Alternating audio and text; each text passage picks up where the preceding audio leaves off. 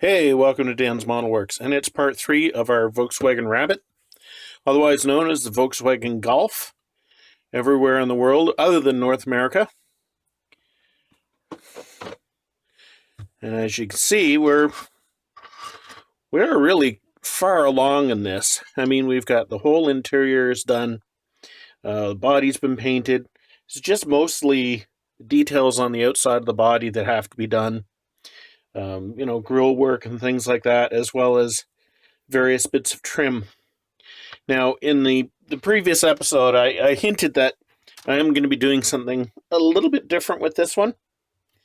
In that, what I see this vehicle as being, as this is somebody's first car.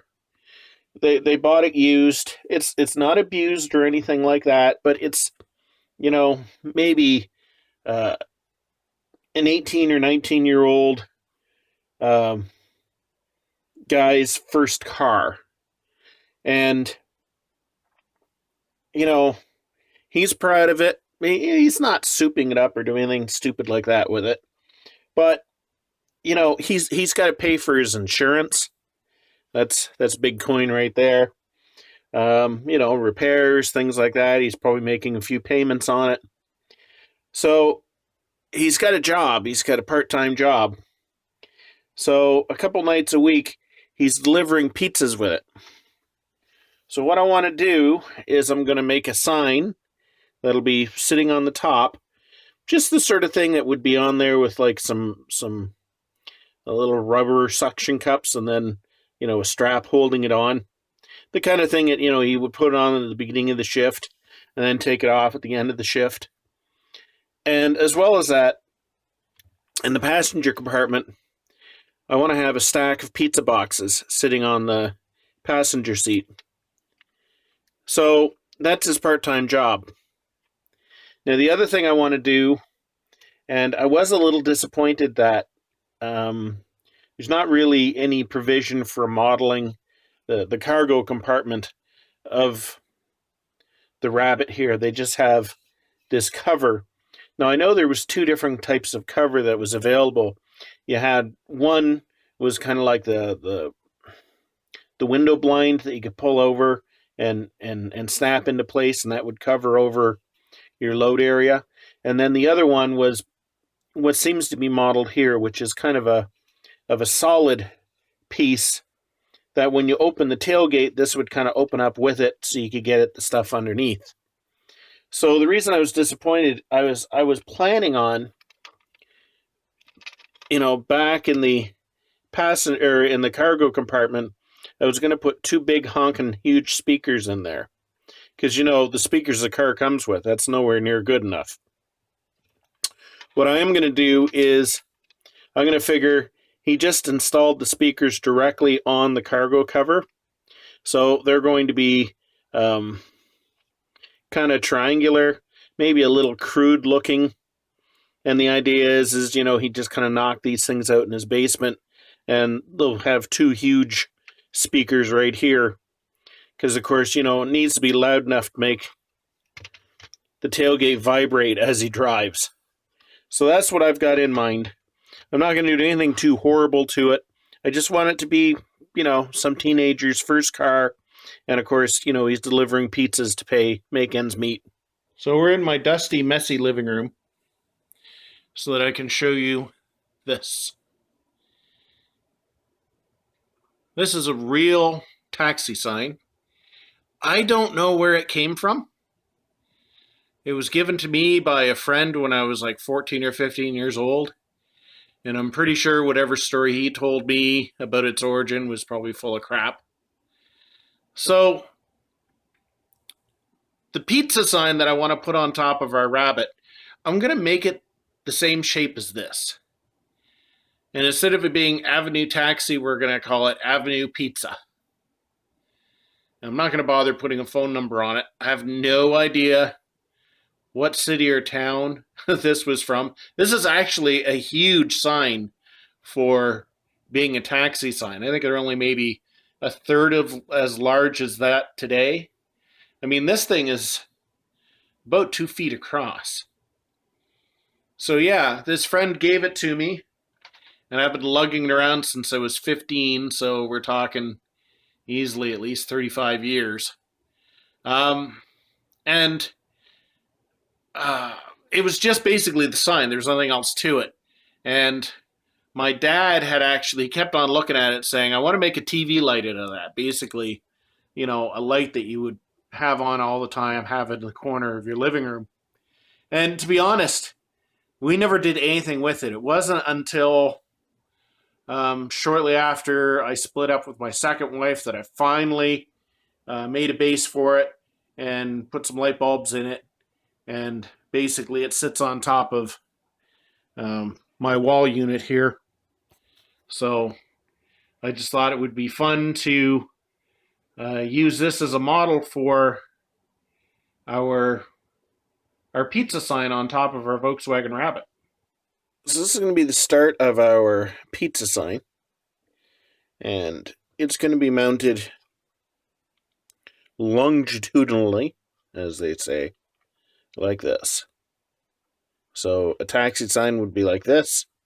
This is going to be mounted like this. And as I said, it's a big sign. Mind you, I mean, it dates from sometime in the 70s, and it's actually going to say pizza versus taxi. And it's going to have some little things representing suction cups and a strap. So obviously it will be clear that this only goes on when this kid is, working at his part-time job delivering the pizzas. So I've started my filing. I'm doing the basically the kind of house shape at the top here where it raises to a peak. Next thing I'm going to do is round off these corners, and then it's going to be basically doing the cut-ins to bring it down at the sides. You'll see as I get it done. I'm trying something a little different with the pinstripe. You can see that I've got some masking tape on it, but I'm not going to be painting it. What I've done is on the other side you can see that the pinstripe is done, and actually I used a black Sharpie, and the only thing that the tape is doing is making sure that I don't have any whoopsies where the edge of the Sharpie touches the rest of the body.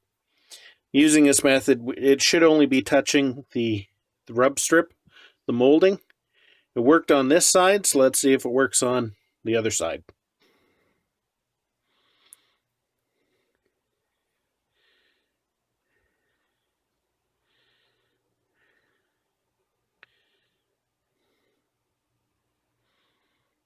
See the actual molding actually does not stand proud of the rest of the body. It almost just, it's almost like there's a line etched into the body above and below the molding. So I was afraid if I tried painting it, I would just end up getting paint all over the place. Some people are cringing, saying, "My God, look at the mess you're making of it."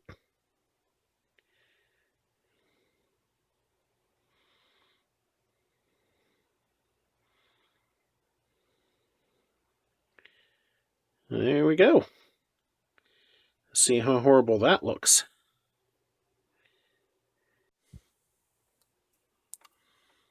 Pull off the tape. Pull off the tape. And we have a nice fine line. Perhaps a little too fine in the middle there, but not too bad. Certainly better than I could have done it using a paintbrush. So we've got our taxi / pizza delivery sign basically shaped here, and it's nice gloss white paint on it. And of course we're going to be mounting it lengthwise on the car, not widthwise. So my initial plan was I was going to just basically print this on some decal film. And unfortunately, inkjet and decal film don't usually mix too well. Sometimes you can get lucky and the image will will stay on there and be stable. Not this time. You can see that did say Avenue Pizza, so did this. And you can barely read it, and I actually just kind of smudged that with my finger. So I don't have a laser printer. All I have is inkjet, and as I've talked about before, finding a place to photocopy on a decal film is hit and miss. You'll go to a place one time and they'll say no problem. The next time, they'll call the police on you. It all depends on who's there and how paranoid they are. So it's been way too long since I've gotten any serious work done on this project. So I've got some, and I'd already planned on using Times Roman anyway for the print on this. And I just happen to have this. This is by CDS Lettering. I don't even know if they still exist. But these are dry transfers, so I'm going to put the dry transfers onto the decal film. I'm going to coat them, and then I'm going to put the decals on our taxi sign. And the interesting thing is this company, I don't even know if they still exist. They're based in Nepean, Ontario, and I actually lived in Nepean for 4 years, many, many years ago, in a city far, far away. So it's kind of cool that when you look at something, you say, hey. So anyway, let's, I've already gone through this. I need 4 Zs, or Zs, because obviously I need to do the word pizza twice. Okay, there's our start. We've got Avenue, and I curved it a little bit just so it suited the shape of the sign a little bit more. Hopefully I can do that. I can come close to that on my second side. I'm not going to put pizza right underneath. I'm going to do that separately, and I'll apply them as separate decals. That way I can fudge them around a little bit. There's our end result. This isn't exactly what I wanted. I would have liked to have had the lettering be a little bit larger, but I didn't want it to look super, super professional. I wanted it to look like something that a local pizza shop might have kind of made, you know, using something surplus, e.g. An old taxi sign or something. So in that respect, it's pretty much the way I wanted it to be. I just wanted the lettering to be a little larger. This is all I had. So the next step will be to simulate some suction cups and get it ready for mounting on top of our rabbit. I'm enjoying a rare burst of productivity here. It's 2:50 at night, almost 3 o'clock. I'm on vacation, which is why I'm not at work at this time. So what I'm working on here is the speakers that are going to go on the rear package cover. So this circle here is actually a cast metal landing gear wheel from, I think, an F4 Phantom that I happen to have kicking around. Why, I don't know. And the slightly larger one is actually in our rabbit kit. They give us some lovely little Volkswagen hubcaps, which we're certainly not going to use. But if you flip them over, you can see that they have a little circular bit in the middle. This one here on the end, what I did is I basically painted flat black around the outside ring and that piece there in order to simulate something that'll look like, hopefully, a speaker. Now, I wanted my tweeter to be a lot smaller than that. They're almost both the same size, but hey, this guy's like 19 years old and he doesn't know any better. And basically, you know, the bigger the speakers, the better. So I'm going to be working on the second one of these, and then I'm going to make some boxes for them to go into. Here we can see the painting of the weather stripping around the windows. This is the sort of model, instead of having the big glass tent that goes up inside the body, it has individual pieces of glass, which is really quite nice. And it's also nice if they mold in the weather stripping on the outside. A lot of newer Revell kits will come with this pre-painted. Of course, this one doesn't. Um, you can just freehand it. I've decided I was going to mask the top and bottom of each piece, paint it, and then, as you can see, I've got the sides masked right there. So that's 6 pieces that have to be done. 2 side pieces on each side, plus the front and back. And it just makes for a really nice, neat weather stripping. Okay, I've got my giant ass homemade speaker boxes sitting there on the package lid. Now keep in mind this is kind of a semi-solid thing that flips up. Not the place where I would be mounting a permanent speaker, but our teenage hero here, you know, music is more important than practicality. So I'm going to be painting these a light tan and then wood graining them as much as I can. Just because, you know, once you get them installed, you know, you're not too concerned with how beautiful they are. I'm downstairs with my steam-powered computer, just printing off this artwork here. And it is basically going to be the outer wrap for my pizza boxes. Alright, there's our first one. I'm going to put together a stack of these. If you can't quite make it out, it just basically says Avenue Pizza, yum!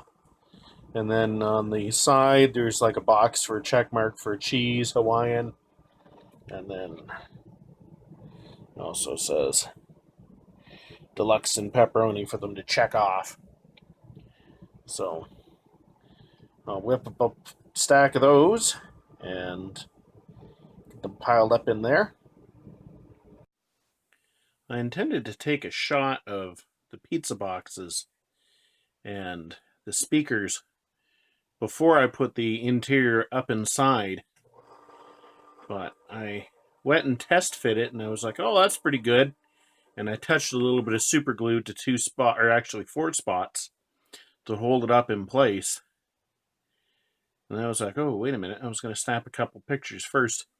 One thing I do want to say is, after doing the Volkswagen microbus a couple of years ago, in which I found that the slightest bit of misalignment just kind of multiplied its way through the kit. This one's quite surprising in that it has some very close tolerances, e.g. the instrument panel, the dashboard here has to mesh perfectly with the floor, which has to mesh perfectly with 2 or 3 other things. I had my doubts, but it went in really well. And then I realized I probably should have glued the bucket to the underframe first. But by simply pulling on the front end a bit at the right time, the whole thing just kind of snapped up into place and went together quite well. The tape on the front here is just closing up some of the gaps on the trim panel here at the front. It is coming together. Not much more work to do now. And it's done. Late 70s Volkswagen Rabbit. Basically done up as if a teenager in the early 80s has it as his first car. If I pause here, you can see the boxes of pizza stacked up on the passenger seat. And of course we have the strap holding the locally and low down on the old skillometer made sign.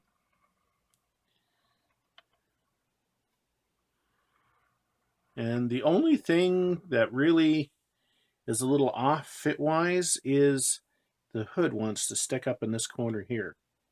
I think I've probably wrenched it about 6 or 7 times now.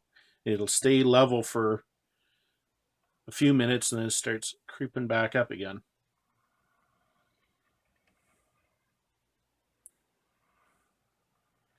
Certainly there were no problems whatsoever in assembling this.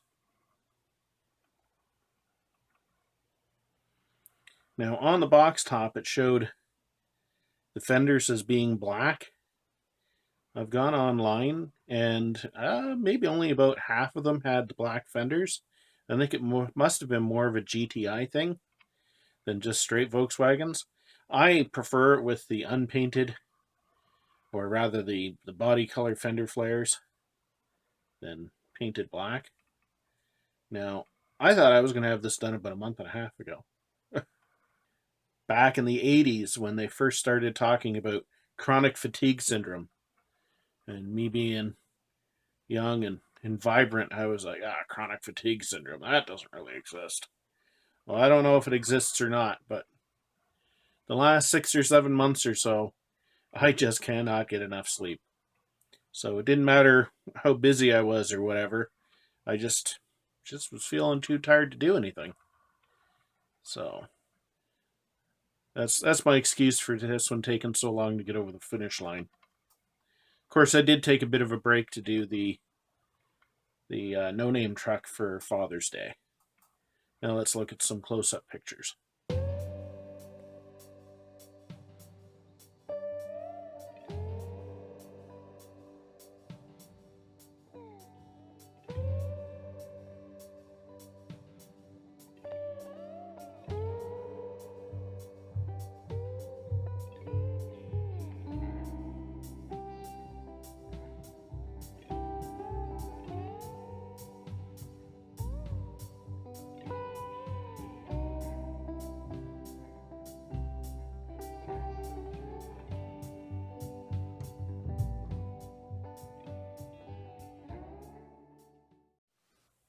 So I hope you enjoyed this build.